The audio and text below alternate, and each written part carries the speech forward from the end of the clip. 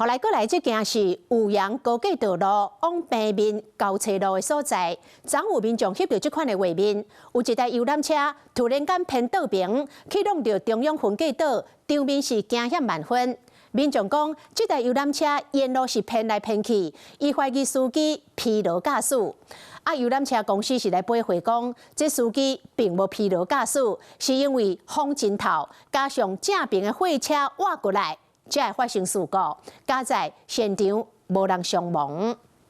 游览车伫咧高速公路顶行，想袂到后一秒车身竟然豆豆偏向倒边，速落来倒链凶险一个弄到边仔中央分界岛是真大力，四个随行者惊险的瞬间，拢互后壁的行车记录器翕到，看到的民众嘛讲，实在是真恐怖。会怕，都已经经不起这样子一碰。当然会怕，应该是疲劳驾驶。第一昨下晡6点外，五羊高架要落去的路口，看到的民众甲影片铺伫咧社群，讲这台游览车的司机沿路一直咧喊，敢若是精神歹，伊险啊互惊死。 对这游览车公司的站务员出面驳回，司机无疲劳驾驶。他的右侧方那是有货车嘛，那驾驶为了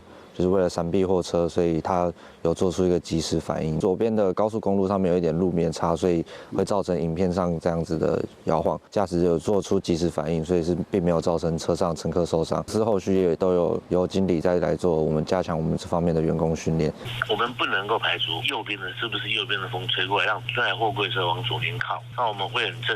正面的来面对这件事情，我们也不会去规避。因为事发当下游览车伫咧10指的路段，根据气象署的资料，当时的保护风级速度2，阵风是3，加上货车挖倒边，可能就是游览车弄到分界道的原因。因为我们有去查了驾驶记录，就大概是7号、8号没有出勤，那90、11大概分别出勤了3个小时左右，所以应该这个部分比较不是驾驶工时或精神不济的课题。搁看一个惊险的画面，加在这场意外无造成现场人员的伤亡，不过到底是什么原因致使游览车出意外，我要等相关的单位来查清。